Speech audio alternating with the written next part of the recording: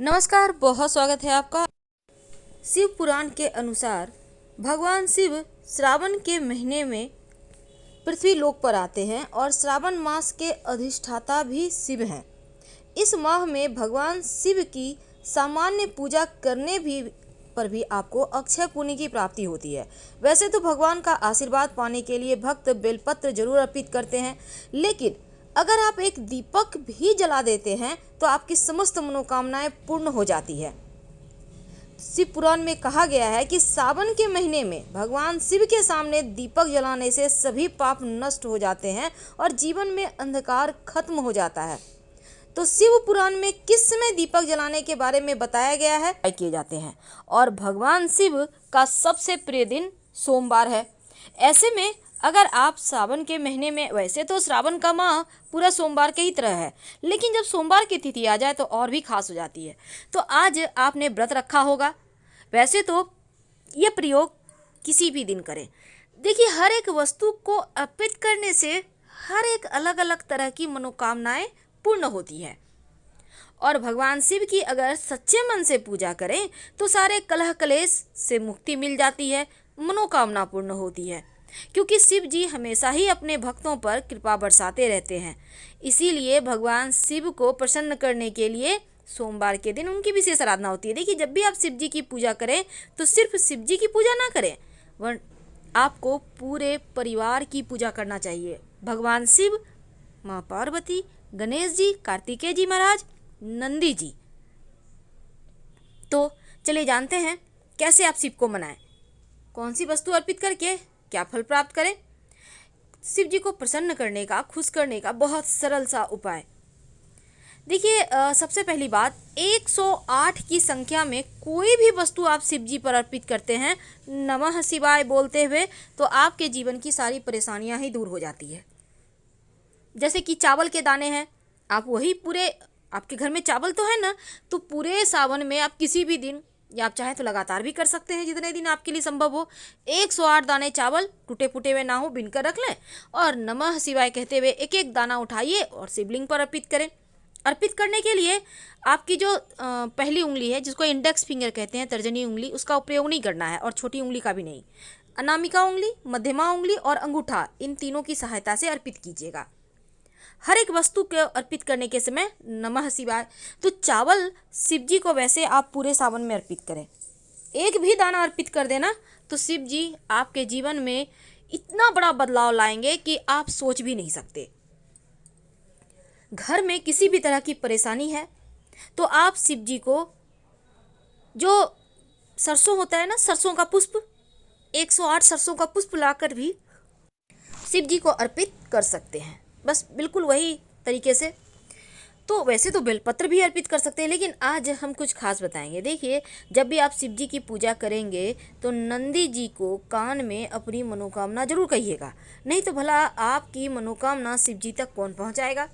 तो वो 10 खास वस्तु कौन सी है जो शिव जी को सबसे प्रिय है, जो अर्पित करके आप अपने जीवन के हर कष्ट को दूर कर सकते हैं। देखिए, अगर आपको लगता है कि आप थोड़े से रूखे हो गए हैं, प्रेम कम है आप में थोड़ा सा, तब यहाँ पर आप शिव जी को सिर्फ 1 लोटा जल से अभिषेक करें।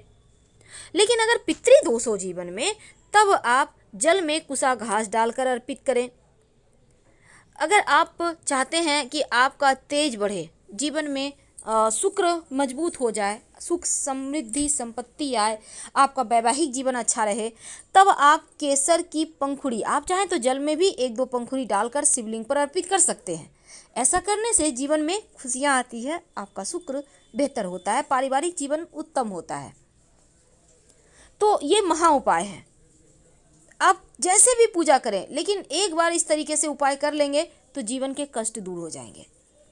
अगर आप जल में चीनी डालकर अर्पित करते हैं तो जीवन में सुख समृद्धि बढ़ता है।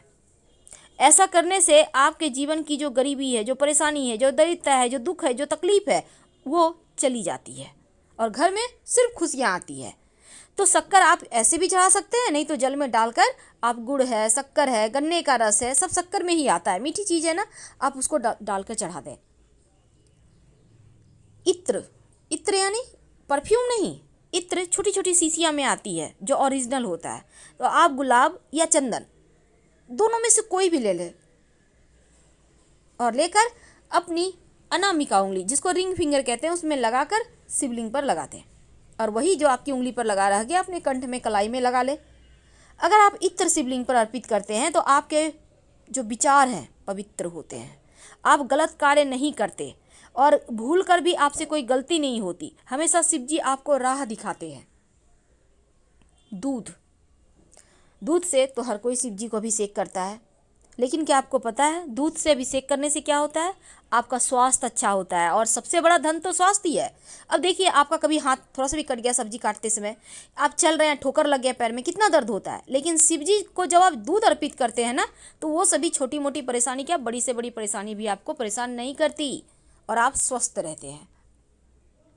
दही, अगर आप शिव जी को दही अर्पित करते हैं तो जीवन में कभी आप बीमार ही नहीं होते। गंभीर से गंभीर बीमारी भी समाप्त हो जाती है और आपका शुक्र बेहतर होता है।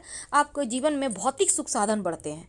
लेकिन एक बात याद रखिएगा, जब भी दूध अर्पित करें, दही अर्पित करें, या अभी जो हम आपको तमाम वस्तुएं अर्पित करने को कहेंगे, इसके बाद जल अर्पित कीजिएगा। इत्र अर्पित करने के बाद जल अर्पित नहीं करना, लेकिन दही अर्पित करने के बाद जल जरूर अर्पित कीजिएगा। तो दही अर्पित करने से क्या होता है? जीवन की समस्त परेशानियां समाप्त हो जाती है और आपका स्वभाव बढ़िया होता है, शुक्र प्रधान हो जाते हैं।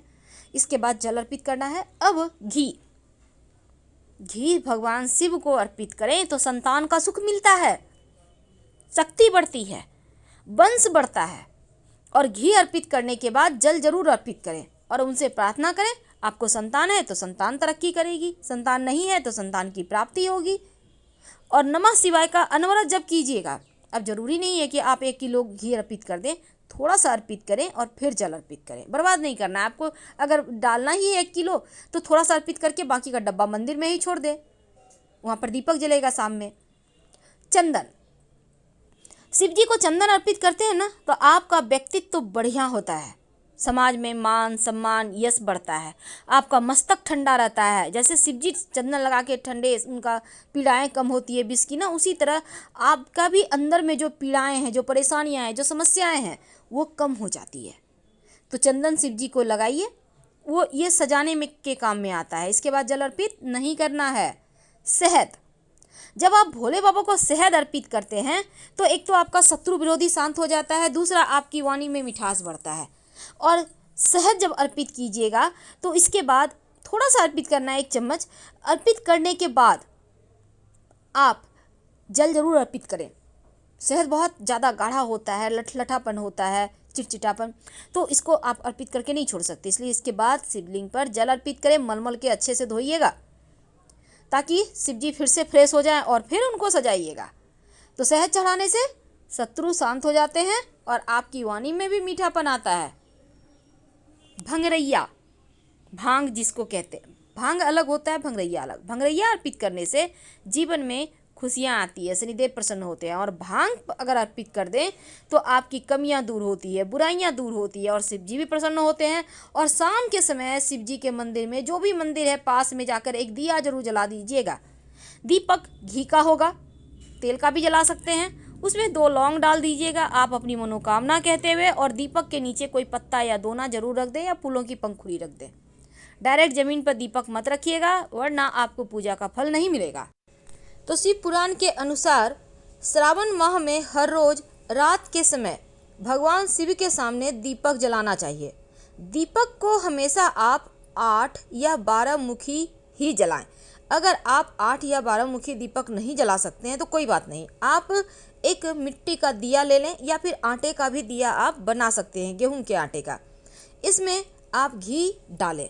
अब आप लाल धागा आपके घर में होगा, लाल धागे में बहुत सारे धागे होते हैं, आपने देखा होगा 3 धागा से मिलकर बनता है। वही धागा जो मौली धागा है आप कलाई में बांधते हैं, उस धागे को ले लें और उसमें 8 की संख्या में धागे ले लें।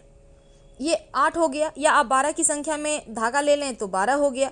तो ये आप एक साथ मोड़कर भी जला सकते हैं। तो 8 धागा या 12 धागा एक साथ मोड़कर रखकर आप इसको जलाएंगे तो भगवान की जो कृपा होती है, अक्षय पुण्य होती है, वो आपको प्राप्त होता है, सभी समस्याओं का अंत हो जाता है। लेकिन ये दीपक जलाएंगे कहाँ पे, घर में या मंदिर में? देखिए, शिव पुराण में एक कथा बताई गई है जिसमें कहा गया है कि भगवान शिव के सामने दीपक जलाने से क्या फायदे होते हैं। कथा ऐसी है कि प्राचीन काल में गुण निधि नामक एक गरीब व्यक्ति रहता था। परिवार को भोजन मिल सके इसलिए हर रोज बहुत मेहनत करता। वह इतना गरीब और असहाय था कि कभी कभी भूखा ही सो जाता। एक दिन भोजन की खोज में रात हो गई। विश्राम करने के लिए शिव मंदिर में वो पहुंच गया। शिव मंदिर में बहुमूल्य हीरे, जवाहरात, सोने, चांदी के गहने रखे हुए थे। भूख से बेहाल गुण निधि इन गहनों को चुराना चाहता था, तो मंदिर में पहुंचते ही वहां रखा दिया बुझ गया, जिससे मंदिर में बहुत अंधेरा हो गया। अब गुण निधि ने दीपक जलाने की बहुत कोशिश की, लेकिन उसकी सभी कोशिशें नाकाम हो गई। तब मंदिर में से अंधेरा दूर करने के लिए उसने अपनी कमीज जला दी, जिससे मंदिर का अंधेरा दूर हो गया और भगवान शिव यह देखकर बहुत प्रसन्न हुए। उन्होंने गुण निधि की गरीबी को दूर करने की और अगले जन्म में देवताओं के कोषाध्यक्ष कुबेर के रूप में जन्म लेने का आशीर्वाद दिया। तो कुबेर धन के देवता नहीं होते, अगर वह धन के रखवाले होते हैं। कथा कहती है कि भगवान शिव जितनी जल्दी प्रसन्न हो जाते हैं, इसीलिए उनको भोलेनाथ कहा जाता है। तो श्रावण माह में अगर आप सच्चे मन से एक दिया भी आप उनके मंदिर में जाकर जला दें, आप पास की किसी भी मंदिर में जला सकते हैं। अगर किसी दिन ना जा पाए, अपने घर में ही पूजा स्थान पर जला दें, तो आपकी समस्त मनोकामना पूर्ण हो जाती है। पर दीपक में जैसा हमने कहा 8 या 12 बाती ही रखिएगा।